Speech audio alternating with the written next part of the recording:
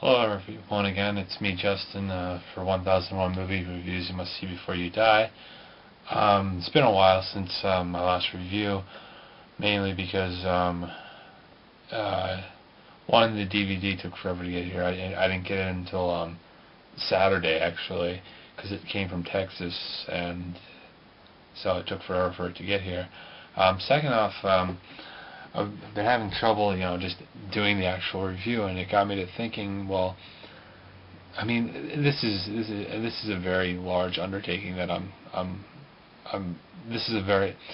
What I'm trying to say is there's a lot of movies that are going to be reviewed in this 1001 movies. That's a whole heck of a lot of movies. So I figured to myself, not every single. I don't have to say like tons and tons of things about every single movie, and it's probably better off this way, that if I have only a little bit to say about a movie, whether good or bad, just say what needs to be said and move on to the next movie. So I figured that I wouldn't try and force myself into talking about this movie. I just say what I liked about it, and that's all. So, the movie that I was reviewing tonight is, just a second, the Dr.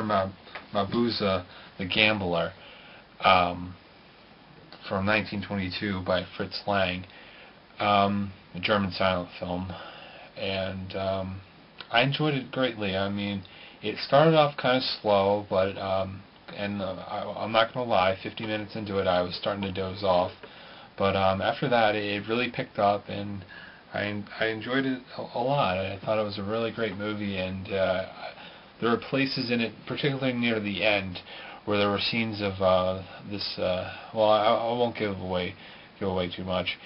There were a lot of scenes near the end that made me start to think of Fritz Lang's most famous movie, the movie M, which is also in 1001 Movies You Must See Before You Die. There were a lot of scenes near the end that got me thinking, oh wow, this is just like scenes in the movie M. And so it was a really great movie. I enjoyed it greatly. I saw lots of little touches that made me think of Cabinet of Dr. Caligari, and really, I thought, wow, I mean, there really was a movement going on in Germany in this time period when, with Robert Wienen from the director of Cabinet of Dr. Caligari, and Fritz Lang, a lot of German surrealism / expressionism, and yeah, I mean, see Dr. Mabuse if you have the patience to sit through 4 hours of movie, because it's a very long and complex movie, but once you get like 50 minutes into it, the story picks up, and it's a really very interesting movie. And I must say that for a villain in a movie, Dr. Mabuse was a very good villain. I enjoyed the actor that played him. Just a moment. Rudolf Klein Rogue was the German actor who played Dr. Mabuse, and I enjoyed him very much. He was a very great actor in this movie, and very cunning villain, and like I read somewhere that like before the Joker, before Darth Vader, before so many of the iconic villains we think of today in movies, there was Dr. Mabuse, and I think that claim is definitely very true. I mean, you don't think of him now because 1922 is just so long ago, and but if you want to see a really great villain in a movie, I would definitely check this movie out. It's a very complex and very interesting movie, with lots of great filmmaking and a lot of great looking imagery in it. So yeah, that's all for Dr. Mabuse. Like I said, I'm gonna keep some of these movies. I may get into detail about some of them. I may not. This one, I figured, just keep it short and simple, and just say, see this movie. It was Dr. Mabuse.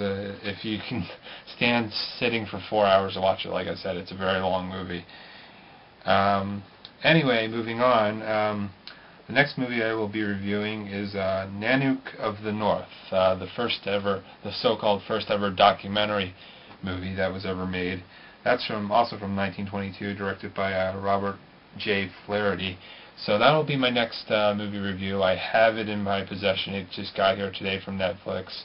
So look for that movie review probably within the next couple of days of having watched this movie review here.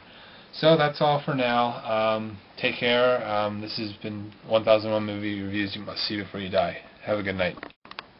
One other thing about Dr. Mabuse, the DVD version that I saw was by a Kino Video. Definitely check that version out of the DVD because it has a really amazing musical score that accompanies it. It was the one thing throughout the entire movie. Like I said, the first 15 minutes were kind of slow, and it took me a little while to get into the movie.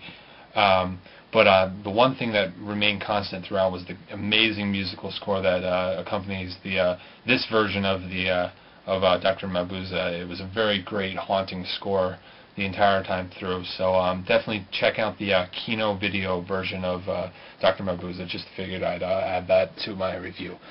Take care, everyone. Bye-bye.